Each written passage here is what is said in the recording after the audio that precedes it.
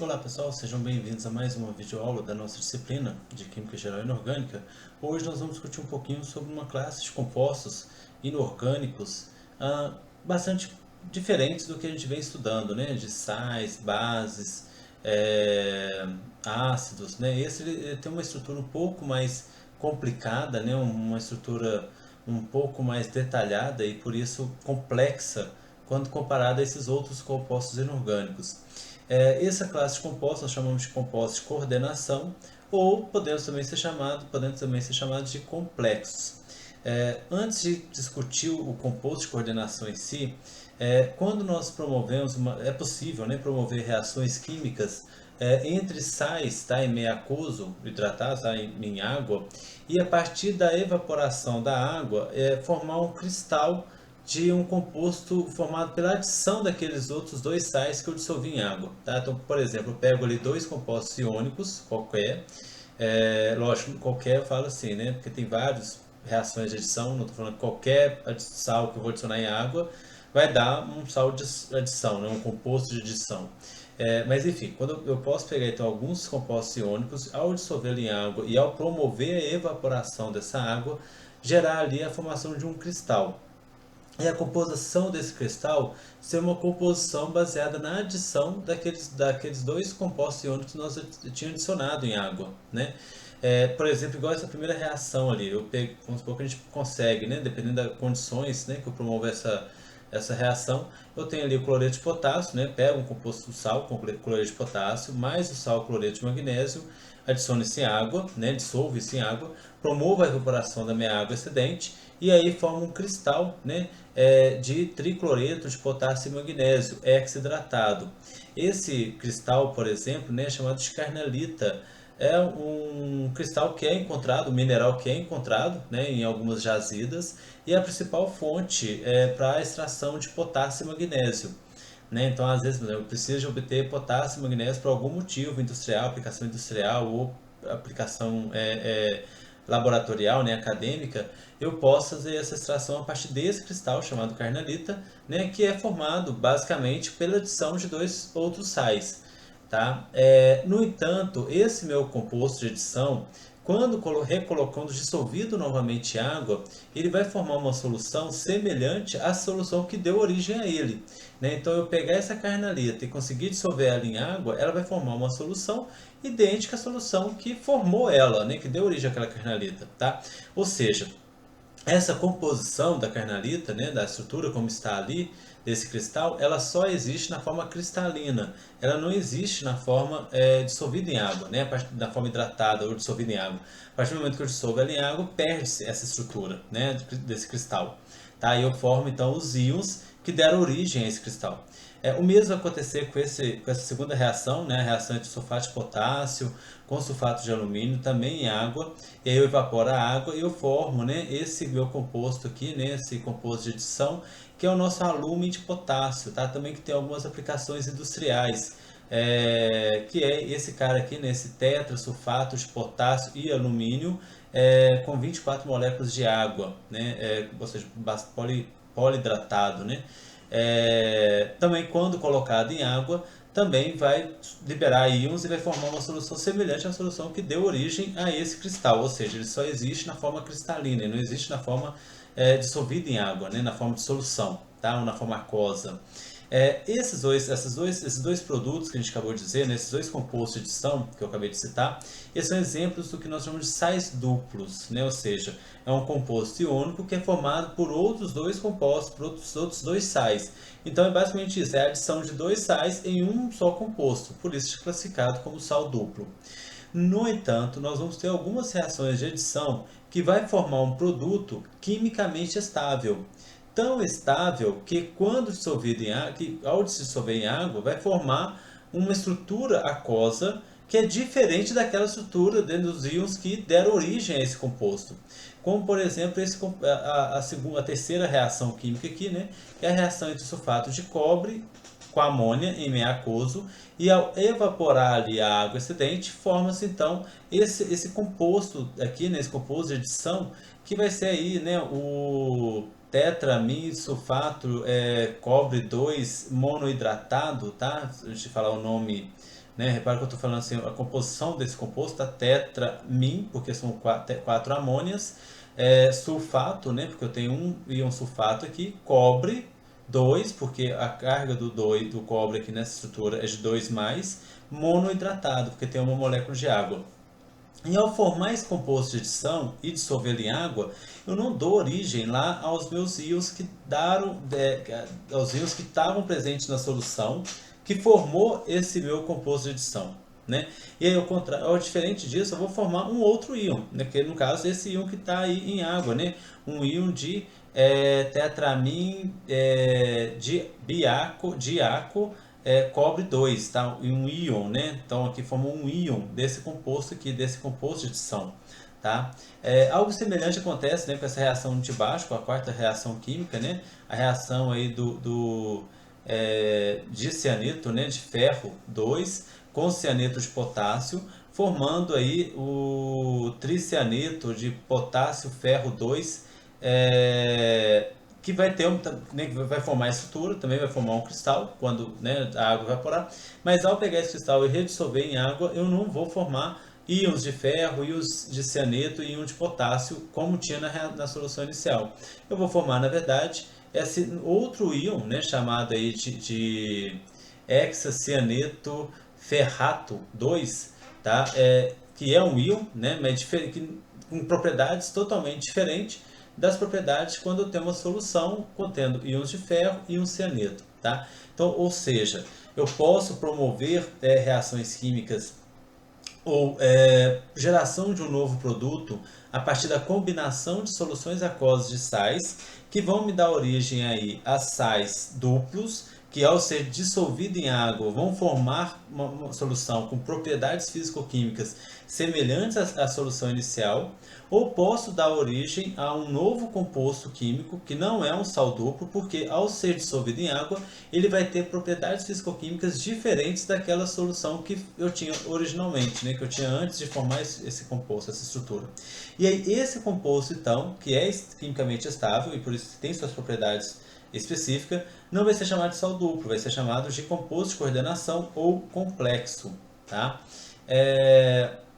Aqui tem um exemplo, né, do que seria um complexo, tá? Então aqui, de uma forma geral, tá? Sempre que eu coloco um metal hidratado, sempre que eu tenho um íon metálico hidratado, dissolvido em água, eu vou ter a formação de um íon complexo, né? Eu vou ter moléculas de água que vão se organizar ao redor daquele íon complexo, daquele meu íon metálico, e vão meio que solvatar aquele íon metálico, tá? Só que a diferença é que quando a gente fala de solvatação, a gente tem uma ideia de sem direção, como se as moléculas de água estivessem rodeando aquele íon sem uma direção específica, tá?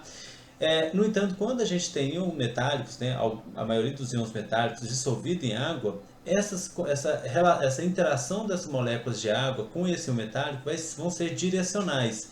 O que significa ser direcionais? É basicamente dizer que elas vão ocupar posições específicas em relação a esse meu íon metálico, tá? Podendo formar assim, estruturas geométricas, semelhante ao que acontecia com moléculas, né? Lembrem lá que quando eu estava estudando moléculas, eu tinha a combinação de átomos, e essa combinação de átomos, a interação entre átomos ali por ligações covalentes, me resultava numa estrutura, né, geométrica que a gente inclusive assemelhava com algumas fórmulas geométricas, né? Por isso que a gente chamava ali, classifica, né, as moléculas de acordo com essa conformação especial que ela pode assumir, angular, trigonal, tetraédrica, assim por diante.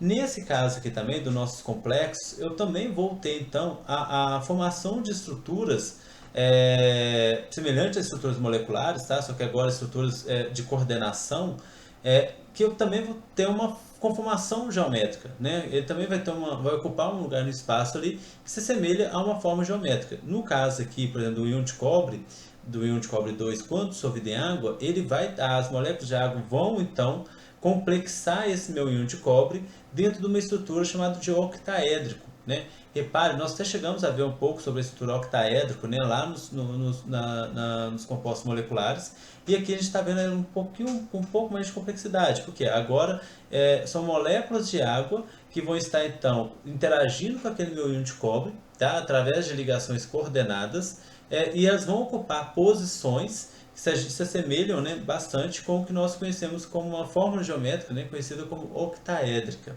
Tá? Então aqui tem um exemplo, né, do íon hexacobre 2, sendo então interagindo aí com moléculas de água. Tá? Essas moléculas de água, então, nesse caso aqui, por exemplo, que estão interagindo ali com aquele íon de cobre, nós classificamos essas moléculas como ligantes, né? Elas são compostos ligantes, ali no caso ligantes neutros, porque a molécula de água é uma molécula neutra. Então esses ligantes vão coordenar com o meu íon metálico, formando as estruturas chamadas de complexo. Um dos primeiros, tá, químicos a estudar o complexo, há quase um século atrás, foi Werner. Esse Werner, inclusive, foi premiado com o Prêmio Nobel pelos estudos que ele fez envolvendo os complexos. E ele chegou a descobrir várias coisas interessantes, porque na época que ele fez, né, todo o seu estudo envolvendo os complexos, não se sabia nem da existência de elétrons, né? Os elétrons ainda nem tinham sido descobertos, tá? Eu falei século passado, mas na verdade eu acho que não é nem século passado, na verdade eu acho que é mais de um século atrás, né? Não, século passado mesmo, tá certo, 1900, nem 1913, que foi mais ou menos o estudo do Werner.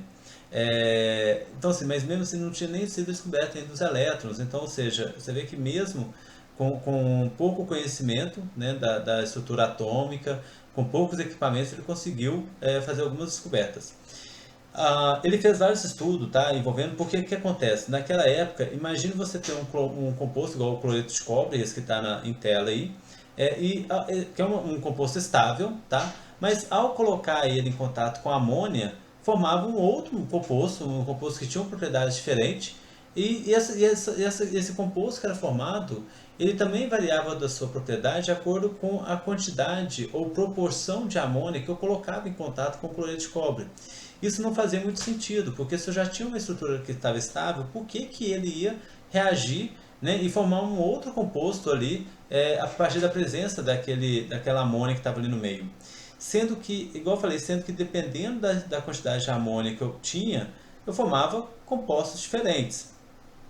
Hoje, né, lógico que o Werner chegou a propor esses compostos que eram formados, né, e de forma que está aqui no quadro, tá? Então, repare que então, quando ele reagiu o cloreto de cobre, né, que o cloreto de cobre 3, né, porque o cobre aqui está com estágio de oxidação mais 3, com proporções diferentes de amônia, formavam compostos diferentes, tá? Complexos diferentes. Repare que no primeiro aí eu tenho 3 íons cloretos, né, do lado de fora, tá interagindo com todo aquele íon de hexamin cobalto 3. Então eu tenho ali então, dentro colchetes, né, a representação aí do nosso íon complexo, que é o íon de cobre, interagindo com 6 moléculas de amônia e formando um íon complexo chamado íon hexamin cobre 3. Esse íon hexamin cobre 3 está interagindo com 3 moléculas, 3 íons cloretos. E aí, quando eu já tenho uma proporção diferente de amônia, repare que eu vou variando essa quantidade de íon cloreto que eu tenho ligado ao meu cobre, ao meu cobalto, né? Mas Pedro, como que ele sabe que esse íon cloreto não estava ligado ao meu cobalto, mas sim estava ligado ali de forma iônica a esse meu íon complexo que eu formei? Porque ele fazia uma reação depois com esse produto formado com prata, né? E aí o íon cloreto em presença de prata sofre uma precipitação, tá? Então, se eu coloco aquele composto ali na presença de nitratos de prata, por exemplo, a prata vai interagir com o íon cloreto, formando o cloreto de prata, que precipita. Então, de acordo com a quantidade de cloreto de prata que precipitava, ele sabia quanto de íon cloreto que estava ali dentro daquele composto apenas por uma interação iônica, não estava coordenado, não estava ligado diretamente ao meu cobalto, né? Que era, inclusive, né, uma das evidências experimentais que chegou, né, que possibilitou que ele percebesse então que dentro desses compostos formados haviam dois tipos de valência, tá? O que ele chamou de valência primária e valência secundária. Sendo que a valência primária seria aquela valência, uma valência sem direção, né? Ou seria melhor uma outra explicação, né? Seria a carga assumida pelo meu íon complexo, tá? E a valência secundária seria a quantidade de ligações que estaria acontecendo com o meu íon metálico dentro do meu íon complexo. Vamos lá, vamos voltar aqui um pouquinho para ver se eu consigo, né, melhorar essa compreensão. Então, eu consigo formar, então, formava-se ali uma estrutura chamada de complexo, tá? Esse complexo era formado por um íon complexo. O que que é esse íon complexo? É quando eu tenho ali um íon metálico sofrendo ligações coordenadas, né, realizando ligações coordenadas com alguns ligantes. Esses ligantes podendo ser, como está representado ali, íons cloretos ou moléculas de amônia, tá? Então eu teria ali então a interação entre aquela minha molécula de amônia ou meus íons cloreto com o meu íon metálico, e a partir dessa interação formaria um segundo tipo de íon chamado íon complexo. Esse íon complexo, como ele é um íon, ele vai se interagir com outros íons para poder estabilizar. Se esse meu íon complexo possui uma carga negativa, ele vai interagir com íons positivos. Se ele tem carga positiva, ele vai interagir com íons negativos. Nesse caso aqui, tá, todos esses íons complexos formados tinham cargas positivas. Por isso que eles estão interagindo com íons cloreto, tá? Então, o que que Verne falou? Olha, então, dentro desses compostos, né, meu metal, no caso do cobalto, ele vai ter dois tipos de valência. Eu vou ter a valência do meu íon complexo, né? Então, é a carga assumida pelo meu íon complexo em si, que é o que chamamos de valência primária, e a valência secundária é o número de ligações que o meu íon metálico está fazendo com os seus ligantes. Então, por exemplo, aqui, então repare que nesse primeiro composto, né, composto de coordenação formado, né, o tricloreto hexamin cobalto 3, tá? Porque tricloreto são três íons de cloro interagindo com o meu íon complexo hexamin cobalto 3, tá? Então repare que ali a minha valência primária é igual a 3. Por quê? Porque a carga do meu íon complexo é 3 mais. Tá? Então ele faz três ligações iônicas com três íons cloretos. No segundo exemplo, eu tenho ali um dicloreto, né, de hexamin cloro cobalto 3. A carga do íon metálico continua sendo 3 mais, só que a carga agora do meu íon complexo é 2 mais, são duas cargas positivas. E esse meu íon complexo faz duas ligações então iônicas com dois íons cloreto. Por isso que minha valência primária para esse exemplo vai ser 2. No terceiro exemplo, eu tenho uma valência 1. Por quê? Repare que agora, esse meu composto de coordenação formado, que vai ser o cloreto de tetramin, dicloro, né, dicloro, isso mesmo, dicloro, cobalto 3, eu só, nesse meu íon, né, tetramin, dicloro, cobalto 3, apesar da carga do meu íon cobalto continuar sendo 3+, a carga do íon complexo é apenas mais um. Então ele só faz uma ligação iônica com um íon cloreto. Por isso a valência primária é igual a 1. Pedro, como que eu sei qual que é a carga então do meu íon complexo? Vamos analisar quem são os ligantes. Na primeira estrutura, eu tenho 6 amônia interagindo com o meu cobalto. A amônia é uma molécula neutra, ela não tem carga. Então, a carga do meu íon complexo vai ser a carga do meu metal, 3 mais. Já no segundo exemplo, eu tenho um íon cloreto dentro do meu íon complexo. Né? Então, eu tenho os 3 mais do meu íon cobalto, mais uma carga negativa do meu íon cloreto. Logo, a carga resultante do meu íon complexo vai ser 2 mais. 3 mais com menos 1 do cloreto, 2 mais. E no terceiro exemplo eu tenho 2 íon cloreto. Então 3 mais do íon cobalto com essas duas cargas negativas do íon cloreto forma então o meu íon complexo fica com apenas uma carga positiva. Então isso seria a valência primária, a carga do meu íon complexo. Quando a gente analisa agora o meu íon complexo em si, eu vejo que o meu íon metálico vai estar então interagindo com seus ligantes. Nesse caso, no primeiro exemplo, com 6 moléculas de amônia. No segundo exemplo, com 5 moléculas de amônia e um íon cloreto. E no terceiro exemplo aqui, 2 íons cloreto e 4 moléculas de amônia. No entanto, nos três exemplos, o meu íon cobalto está interagindo com a mesma quantidade de ligantes. Né? Se a gente soma aqui, né, as moléculas de amônia e os íons cloreto, que varia de um exemplo para o outro, eu vejo que o total sempre vai ser 6. Ele sempre vai ter 6 ligantes interagindo com ele por uma ligação coordenada. Tá? Então a gente repara que a valência secundária desse meu íon complexo vai ser, nos três exemplos, vai ser igual a 6. Então o que é a valência secundária? Ao número de ligação coordenada sofrida ou realizada pelo meu íon metálico. Bastando eu contar então quantos ligantes que eu tenho dentro daquele meu íon complexo. Tá? Aqui tem uma representação, né, um pouco melhor do que seria esse íon complexo, tá? Então repare aqui que eu tenho o íon cloreto do lado de fora do colchete. Detalhe, tá? Todo complexo ou íon complexo, tá? Por que complexo ou íon complexo? Porque eu posso ter complexos neutros também. Nem todo complexo vai ser íon, tá? Então posso ter complexos e posso ter íon complexos. Nesse caso aqui eu tenho íon complexo interagindo com o íon cloreto.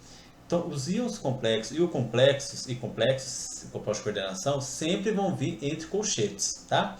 Então, aqui entre colchetes, repare, tá? Olha lá, eu tenho o cobalto interagindo aqui com 6 ligantes, 4 moléculas de amônia e 2 íons cloreto, tá? Nos dois exemplos é o mesmo, tá? E só mudou a posição do íon cloreto para mostrar uma questão de isomeria, ou seja, esses dois compostos têm a mesma forma molecular, no entanto, têm fórmulas espaciais diferentes. Isso os classifica como que nós chamamos de isômeros, tá? Ou seja, isômeros vem de igual, meria parte, ou seja, tem uma parte igual. Qual que é essa parte igual? A forma molecular.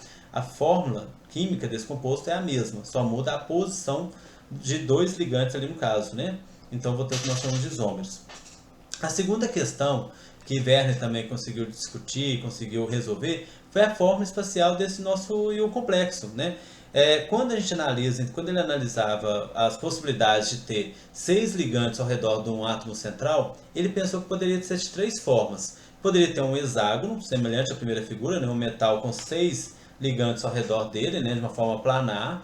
Poderia ser de uma forma de um prisma trigonal, como é a segunda imagem ali, ou poderia ser a forma de um octaedro, tá? A partir dos resultados experimentais que ele teve, a partir dos números de isômeros que ele obtinha a partir de cada experimento, ele concluiu que a forma mais provável para aqueles nossos íons complexos que ele estava estudando, envolvendo o cobalto, era a forma octaedra. O que veio a ser comprovado até hoje, né, com a difração do raio-x, que é uma técnica hoje utilizada para confirmar a estrutura cristalina de vários compostos químicos, principalmente complexos. Tá? Ou seja, é um equipamento que consegue me dizer qual que é a fórmula espacial daquele meu íon complexo, por exemplo. Tá? E aí se confirmou que realmente é octaedro. Né? E ele encontrou isso, né, a partir então de experimentações. A aula já está bastante comprida, eu vou dar uma parada aqui, tá? Vou dividir essa aula em duas, e aí então a gente volta daqui a pouco dando continuidade a essa discussão. Tá?